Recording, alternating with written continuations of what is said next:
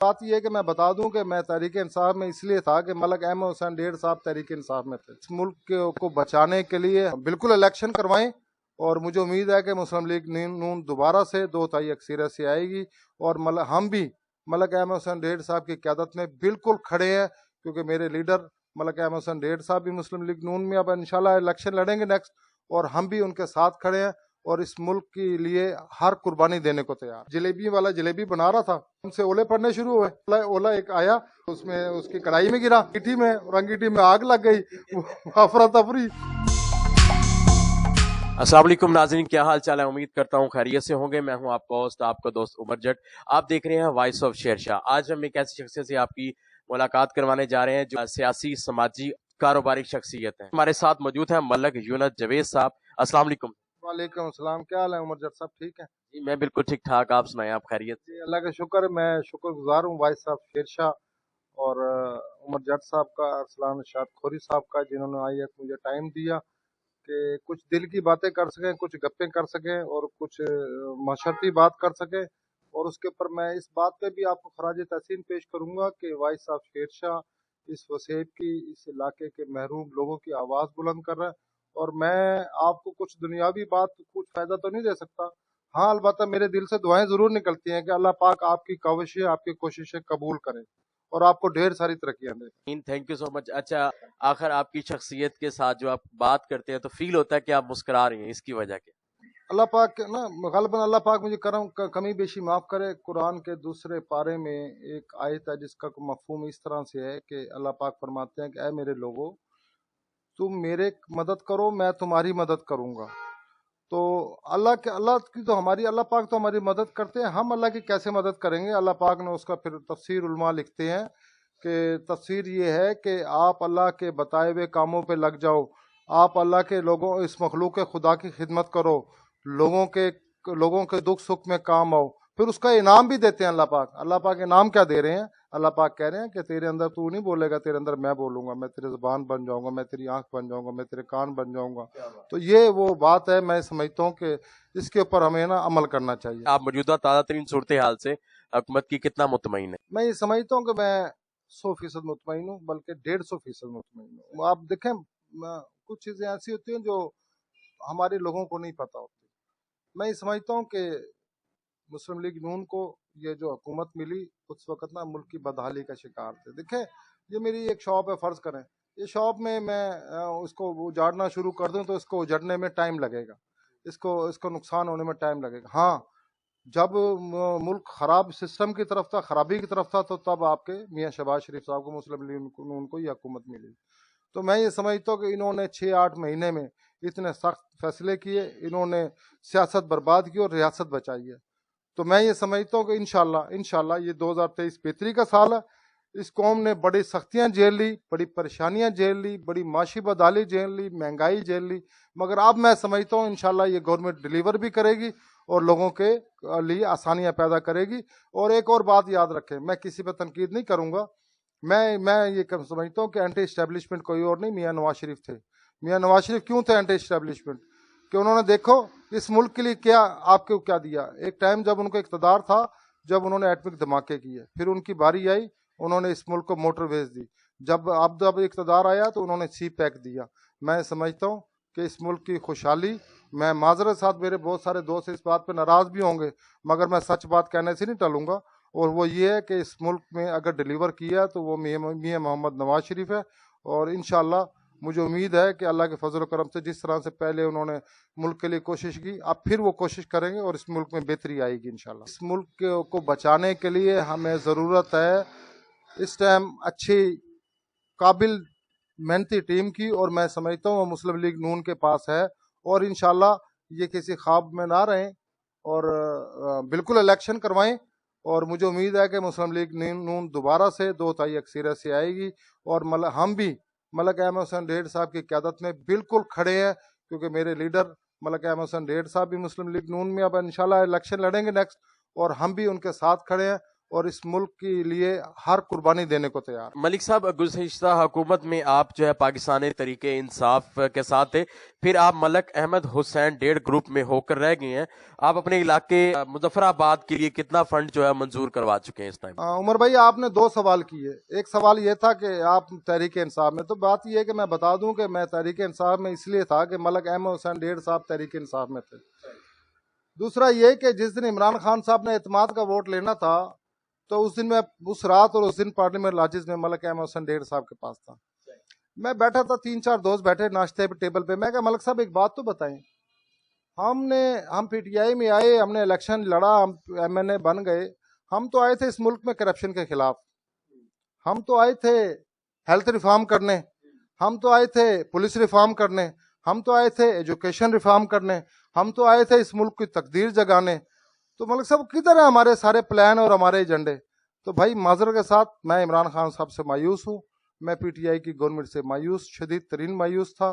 کل ایک واقعہ پرسوں ایک دوست نے بتایا تو میں اسی کو سیکنڈ کروں گا کہ ایک پیغمبر کو جب آگ میں جلایا جا رہا تھا تو کہتے ہیں کہ ایک فاختہ یا ایک چڑیا یا ایک پرندہ وہ اپنی چونچ میں پانی لا رہا تھا اور وہ اس آگ پہ ڈال رہا تھا. کسی نے پوچھا اتنی بڑی آگ کو آپ بجھانے کے لیے آپ کے اس چونچ میں پانی سے کیا بنے گا؟ انہوں نے کہا یار کل کو بروز قیامت میں اللہ پاک کو کہہ سکوں گا کہ میں آگ لگانے والوں میں نہیں، آگ بجھانے والوں میں تھا. تو بھائی ہم اس ملک کو بچانے والوں میں کل اس کو شاید ہم رہے نہ رہیں، مگر ہم اپنی قوم کو ایک پیغام دے کے جا رہے ہیں کہ ہم اس ملک کو بچانے والوں میں سے تھے.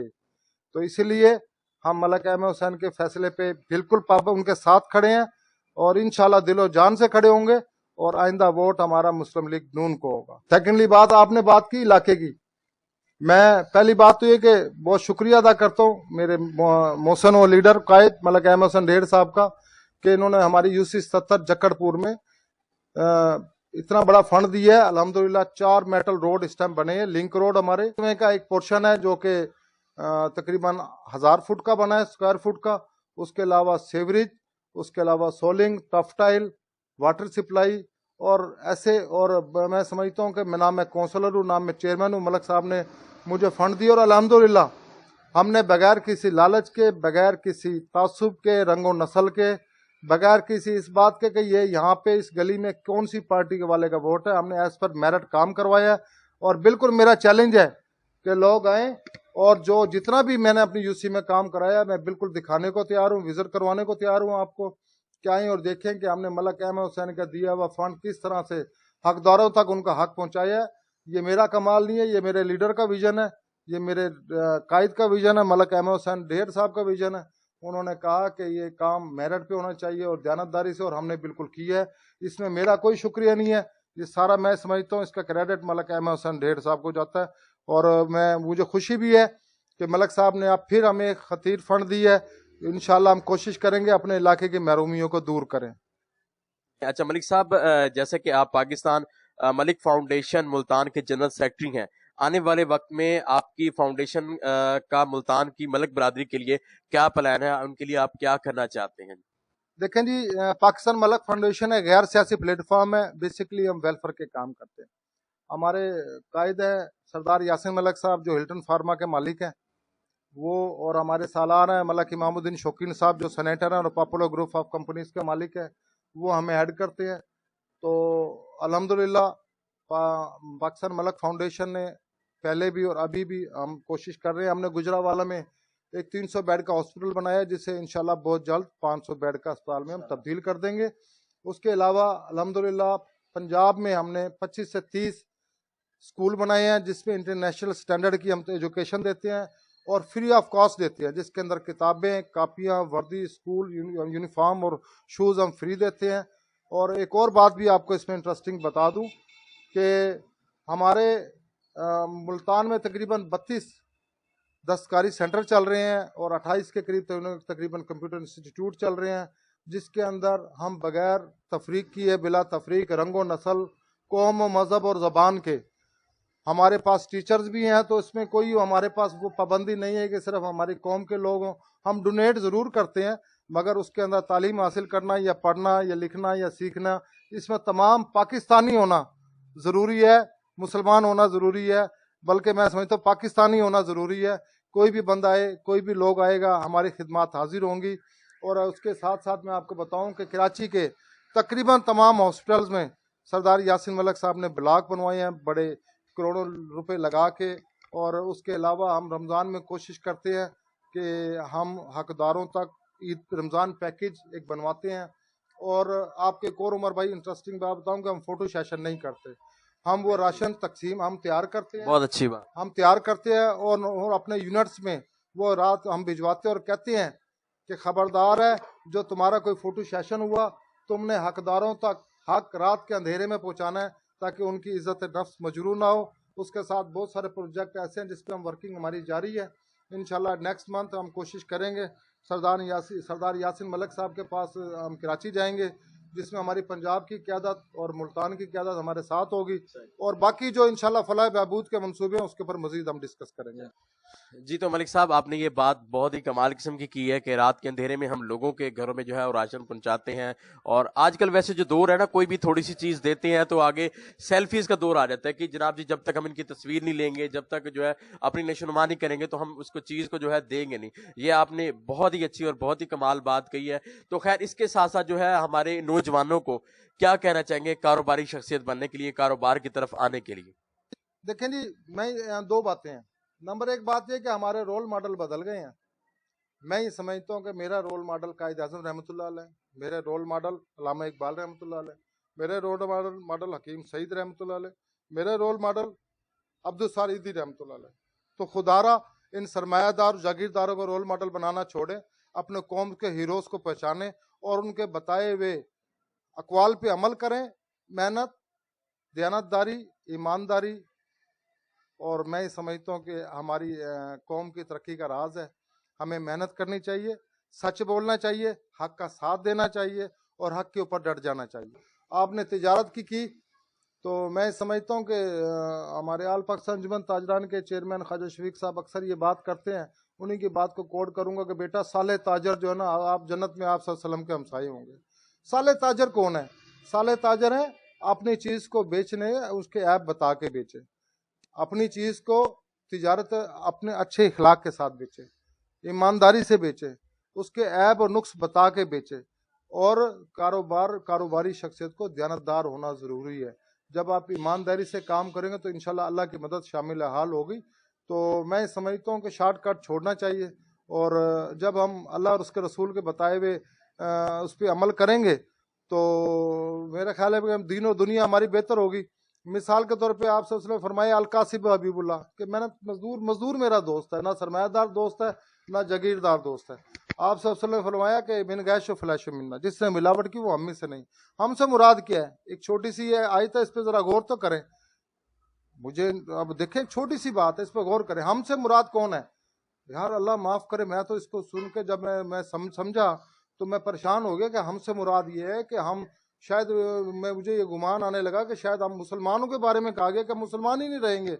और आज हमारे माशरे में हमने मिलावट करना, कम तोलना, बेईमानी करना, फ्रॉड करना, ये हमारा कल्चर बन गया। तो हमें सोचना चाहिए कि थोड़ा सबर शुक्र का जब हम कमाना सीखेंगे तो उसमें बरकत होगी तो मेरा ख्याल है कि हमारे बच्चे जो है ना हमारे फरमाबरदार भी होंगे और दीन दुनिया आपकी ना अच्छी होगी इंशाल्लाह। हर बंदे की, हर शख्स की जो है वो एक न एक दिन जो है वो लम्हा जरूर आता है जिसकी वजह से हम परेशान भी हो, हम टेंशन भी हो, हम किसी भी मसले का शिकार हो, तो वो बात को हम जब सुनते हैं या अपने अंदर जो है वो एक याद आती है ना, हम हंस पड़ते हैं। तो आपकी जिंदगी कोई ऐसा वाकया जिससे जो है आपको याद आता हो, आप खुशी से जो है झूम उठते हो, ऐसा कोई जिंदगी का वाकया बताना चाहेंगे आप? यार उमर भाई, वाकया तो बहुत सारे हैं। मुझे एक वाकया ना मुझे वो याद आया कि मैंने कभी ना जिंदगी में छोटे होते मेला कभी नहीं देखा था। तो मैंने अपनी मी को कहा, मेला लगा था शेरशाह का, तो हजरत शेरशाह रहमतुल्लाह अलैह का। तो मैंने अपनी मी को कहा मैंने मेला देखना है। छोटा था, शायद 7-8 साल का होऊंगा। अम्मी ने मेरे मामू को कहा इसको मेला दिखा के लाओ भाई। तो मामू ने मुझे, हम घर से निकले, बस पे बैठे, तो अब मुझे बड़ा एक्साइटेड था कि यार मैंने मेला नहीं देखा, पता नहीं मेला होता क्या है, कैसा होता है, क्या होता है मेले में। तो मैं बैठा तो इतनी देखा कि मौसम जो है ना सर्द होना शुरू हो गया और बादल आ गए, बिजली चमकना शुरू हो गई। तो अब मेरे दिल में ख्याल आ रहा है यार मेला तो देख रहे हैं میں نے زندگی کبھی اولے بھی نہیں پڑتے دیکھے زالہ باری. تو اب نا دونوں باتیں نا میرے ذہن میں گھوم رہی ہیں بڑا. میں نے کہا یار میلہ تو آج میں دیکھوں گا, ایک خواہش رہ گئی کہ اولے نہیں دیکھے کبھی پڑتے نا. اچھا جی, ہم وہ بس سے اترے, ریلوے پھاٹک پہ پہنچ گئے. ریلوے پھاٹک سے جیسے انٹر ہوئے, شامنے نے لگے ہوئے تھے جلیبیاں, تو کہیں پہ فالودہ, تو کہیں پہ جناب دہی بلے, پکوڑے, سموسے وہاں پہ بک رہے ہیں. تو ابھی بارش آنا شروع ہو گئی, تو ہم جلدی سے, میرے ماموں نے میرا ہاتھ پکڑا اور مجھے لے گئے وہاں پہ شامیانے کے نیچے. جلیبی والا جلیبی بنا رہا تھا, تو ایک دم سے اولے پڑنے شروع ہوئے, اور وہ اولا جناب آیا. میں نے کہا لو بھائی یہ بھی خواہش پوری ہو گئی. اب یہ سوچ رہا تھا, تو وہ اولا ایک آیا, اور وہ جناب جو اس میں اس کی کڑھائی میں گرا, اور کڑھائی سے اس کا تیل باہر نیچے انگیٹھی میں, اور انگیٹھی میں آگ لگ گئی. افراتفری. کیسا میلہ تھا بھائی جان. کپڑے بارش میں اولے میں کپڑے کہیں گئے, اور کہیں پہ کیمپ ہیں, کہیں پہ خیمے ہیں, کہیں پہ ہم ہیں. تو سر نہ میلہ رہا نہ. یقین مانیے بہت ہی کمال. اور میرے خیال سے اس دن آپ کسی اور چیز کی تمنا بھی رکھتے تو وہ شاید اسی ٹائم آپ کو مل جاتی. تو خیر اسی کے ساتھ مجھے دیجیے گا